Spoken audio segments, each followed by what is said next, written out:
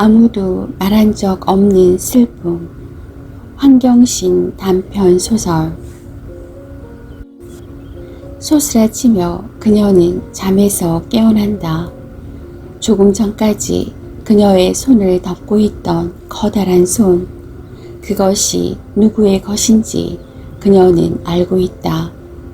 오래전에 그녀를 굳게 잡고 있던 손이다. 이별의 순간이 올 때까지 그 손은 한 번도 그녀의 손을 놓친 적이 없었다. 그런데 그녀는 지금 손의 주인공인 그의 얼굴을 떠올릴 수 없다. 그녀는 당황하여 몸을 일으키고 사이드 테이블에 놓인 컵을 들어 물을 한 모금 마신다. 그러나 정작 그녀를 놀라게 한 건 꿈속에서 느낀 손의 감촉도 그의 얼굴을 떠올릴 수 없다는 믿지 못할 현실도 아니다. 그녀는 갑자기 깨닫는다. 그 사람은 그녀를 정말로 깊이 생각했다는 것을. 그의 차에서 음악을 들은 적이 없다. 시동을 걸면 라디오가 소리를 내긴 했지만 그는 곧 꺼버렸다. 그 대신 그녀의 이야기에 귀를 기울이거나 그날 있었던 사소한 일들을 말하곤 했다. 간혹 이야기가 끊어지면 낮은 목소리로 어떤 멜로디를 흥얼거리기도 했다. 그녀는 무슨 말이든 할 수 있었지만 일부러 가만히 기다리곤 했다. 그가 무슨 이야기를 하든 그녀는 열심히 들었다. 그가 아무런 이야기를 하지 않을 때에도 그녀는 열심히 들었다. 가끔은 이야기보다 이야기가 아닌 것 속에 더 많은 것이 들어있었다. 그의 간절한 마음은 항상 그 속에 담겨 있었다. 그때 그녀는 그것을 다 알아들었다고 생각했다. 그러나 실은 그렇지 않았다. 이상한 일이었다. 그녀는 지금까지 단 한 번도 그의 마음을 짐작해 본 적이 없었다. 그녀는 언제나 그를 향한 자신의 마음만 생각했다. 그가 그 마음을 받아들이든 아니든 되돌려 주든 말든 상관이 없었다. 어느 날 문득 그의 손을 놓은 것은 그녀의 마음이 가열된 전구처럼 꺼져버렸기 때문이다. 그녀는 완전히 소모되었고 텅 비어버렸다. 더 이상 그의 이름을 부를 수 없었다. 할 수 있는 것은 아무것도 없었다. 그저 자신에게 매일 이렇게 속삭였다. 누구라도 언제까지나 계속 할 수는 없는 거잖아. 충분해. 그 사이에 크리스마스가 5번이나 지났으니까. 강이 보이는 자리에 앉았을 때 막 해가 지려하고 있었다. 일행은 그와 그녀를 포함하여 모두 4사람이었다. 카페의 입구에는 반짝이는 크리스마스 트리가 세워져 있었는데 그는 아무 말도 없이 스쳐 지나갔다. 저기 언젠가 트리의 꼭대기에 있는 별을 갖고 싶다고 내가 말한 거 기억나요? 그녀는 묻고 싶었지만 다른 사람들 때문에 그럴 수가 없었다. 일행들이 자리를 잡고 앉기까지 그녀는 그대로 서서 기다렸다. 어느 자리에 자신이 앉아야 할지 알 수 없었기 때문이다. 창가에 자리를 잡은 그는 잠깐 망설이다가 그녀에게 자신의 옆자리를 가리켰다. 어느새 다른 사람들은 자리를 잡았고 그 자리만 비어 있었다. 강이네. 그녀는 그의 어깨 너머로 강을 바라보며 혼잣말처럼 중얼거렸다. 떨어지는 햇빛을 받아 푸르고 붉게 물든 물방울들이 강의 표면을 종종 걸음치고 있었다. 메뉴를 들여다보던 그가 갑자기 자리에서 일어났다. 그녀는 무의식적으로 따라 일어났다. 손 씻으러 가시게요? 그는 대답 없이 그녀가 비어둔 공간으로 빠져나갔지만 손을 씻으러 가진 않았다.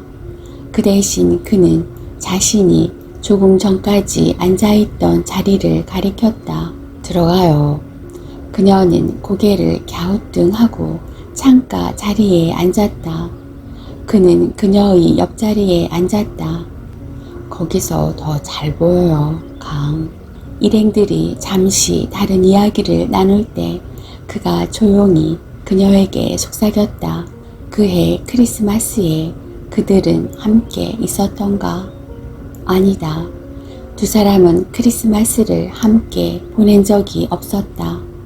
그 5해 내내 그녀는 그와 떨어져 그날을 견디었다. 그도 그랬을 것이다. 그녀는 생각한다. 나는 강을 보고 싶었던 게 아니라 강을 보고 있는 당신을 보고 싶었는데 그 사람도 그랬다는 걸. 그녀가 강물에 시선을 둔 채 푸르고 붉은 물방울 위에 그의 얼굴을 그려보고 있을 때 그는 강을 바라보는 그녀를 응시하고 있었다는 걸. 그녀의 마음이 너무 깊고 한이 없어서 그 마음을 받아주느라 그는 자신의 마음을 꺼내 보일 기회를 여러 번 놓쳤다. 그들이 가끔 어긋났던 건 서로를 너무 지나치게 생각했기 때문이다. 나란히 서서 같은 곳을 보기 위해서는 둘 중 하나만 움직여야 한다. 하지만 그들은 동시에 움직였다. 모든 것이 미묘하게 어긋나고 그 간극은 점점 커져갔다. 지금 어디예요? 가끔 그는 전화를 걸어 그녀에게 그렇게 물었다. 그때마다 그녀는 그가 원하는 곳에 자신이 있었으면 좋겠다고 간절히 바랐다. 그래서 대답 대신 그에게 되물었다. 당신은 어딘데요? 그렇게 물으면서 그녀는 그에게로 가고 있었다. 그가 있을 것 같은 그 어딘가로. 그녀에게 전화를 걸면서 그는 그녀에게로 가고 있었다. 그녀가 있어야 할 어딘가로. 정신을 차려보면 그들 사이에는 처음보다 더 먼 거리가 존재하고 있었다. 누군가 한 사람은 그 자리에 있어야 하는 거였는데 그와 함께 있을 때 그녀는 그의 이야기를 흔히 놓치곤 했다. 그녀는 도무지 집중을 할 수 없었다. 그의 사소한 동작 하나하나가 마음에 걸려 다음으로 넘어갈 수가 없었다. 그가 하는 이야기도 마찬가지였다. 단어 하나하나가 그녀의 심장에 새겨져서 차고 넘쳐 흘렀다. 그녀는 감정의 폭풍 속에서 몸을 떨며 어서 빨리 그 순간이 지나가기를 기다렸다. 내 이야기 듣고 있어요? 그가 물었을 때 듣고 있어요 하는 말은 나오지 않았다. 목소리를 듣고 있었어요. 그냥. 그는 어이없어 하는 대신 웃음을 터뜨렸다. 기쁜 얼굴이었다. 그와 헤어져 집으로 돌아오면 그녀는 그대로 쓰러졌다. 영원히 함께 있고 싶고 헤어질 때마다 마음의 일부가 죽어나가는 것 같았지만 헤어지고 나면 차라리 안도였다. 비로소 심장이 정상으로 돌아오고 온몸에 피가 돌았다. 삶의 마디마디는 절절한 허무다. 허구다. 허상이다. 그들에게 삶은 그런 것이었다. 그런 삶 속에서 만나 죽음처럼 그들은 서로를 원했다. 그녀는 그와의 이별을 수백 번이나 상상했다. 그래서 정작 이별이 다가왔을 때 그녀는 의아했다. 밥을 먹고 잠을 자고 다음날 아침에 눈을 뜨는 자신이 다른 사람처럼 여겨졌다. 안 먹고 있잖아, 저녁. 어느 날 친구가 그렇게 말했다. 몸무게가 5kg쯤 줄어들어 있었다. 일주일이 지났을 뿐인데 그날 밤 친구는 그녀의 곁을 지켰다. 너 밤새 잠들지 않았어. 단 한순간도. 다음 날 아침 친구는 그녀를 데리고 병원으로 갔다. 딱히 병원까지 가야 할 이유는 없다고 그녀는 생각했지만 그 생각을 입 밖으로 내기가 너무 피곤해서 가만히 있었다. 먹지도 않고 자지도 않아요. 그녀를 대신하여 친구가 의사에게 말했다. 의사는 눈을 가늘게 뜨고 커다란 돋보기로 그녀를 살펴보았다. 그녀의 크고 아름다운 두 눈과 반쯤 벌어진 채 아무 말도 하지 않는 입술, 무엇인가를 잊으려 하는 손가락과 휘청거리는 다리까지. 당장 수술을 해야겠습니다. 큰일 나겠어요. 의사가 말했고 친구가 수술 동의서에 사인을 했다. 그녀는 얼음처럼 차고 하얀 수술실로 안내되어 딱딱한 침대에 눕혀졌다. 수술복으로 갈아입은 의사가 들어와서 그녀의 입에 호흡기를 갖다 대었다. 천천히 10까지 세십시오. 하나, 둘, 셋까지 세고 나서 그녀는 잠이 들었다. 아니, 의식을 잃었다. 그녀가 수술 도중 마취에서 깨어나 사람들의 이야기 소리를 들은 것은 잠 또는 의식 잃음이 그녀에게 너무나 낯선 것이었기 때문이다. 이렇게 지독한 건 처음 봤어. 의사가 말했다. 정말이에요, 선생님. 어떻게 여태 살아있었을까요? 간호사가 대답했다.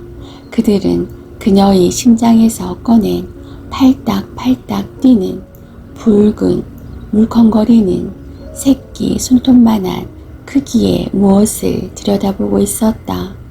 그것은 하나의 생명체처럼 보였다.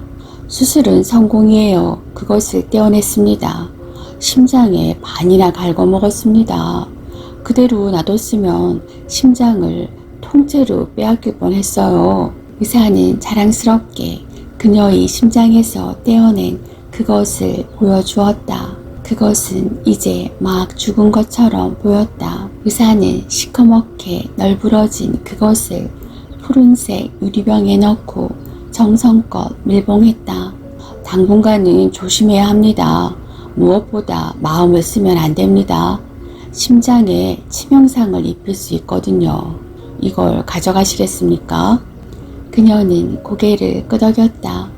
간호사가 그것이 든 유리병을 포장하는 동안 친구가 의사에게 물었다. 이제 아무 문제도 없는 거죠?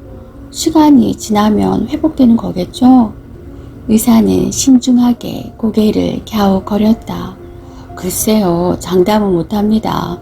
하지만 문제가 되는 부위를 떼어냈으니 예우를 지켜봐야죠. 심장은 잘할 수도 있지만 평생 반쪽으로 살아야 할 수도 있습니다.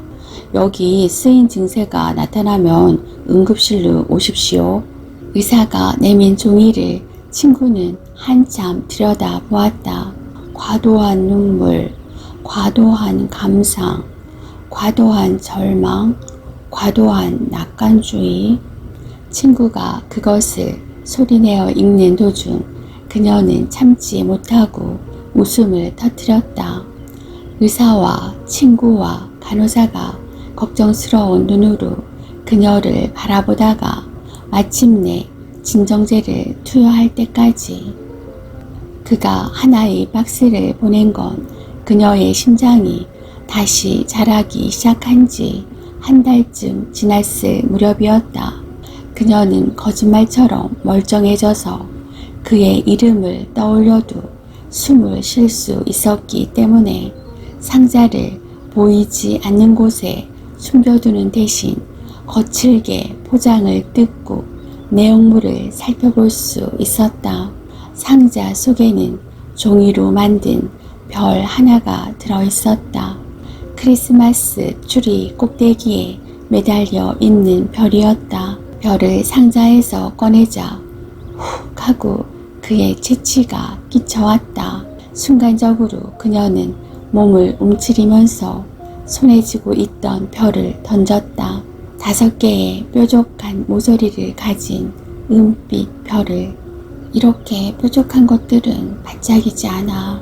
그와 헤어지기 직전에 크리스마스 이브에 그녀는 그의 전화를 받지 않았다. 전화기는 5번의 부재 중 전화를 마지막으로 다음 날까지 침묵했다. 며칠 후 다시 만났을 때 둘 다 그 이야기는 하지 않았다. 다만 헤어질 때 그가 물었다. 왜 화가 난 거죠? 그녀는 미소를 지으며 고개를 흔들고 그의 손을 살짝 쥐었다 놓은 다음 차에서 내렸다. 그의 차는 그녀가 집으로 들어갈 때까지 골목 어딘가에 그대로 서 있었다. 그날 집으로 돌아와서 그녀는 추리 꼭대기의 별 같은 건 필요 없다고 생각했다. 무엇인가가 끝나고 있었다.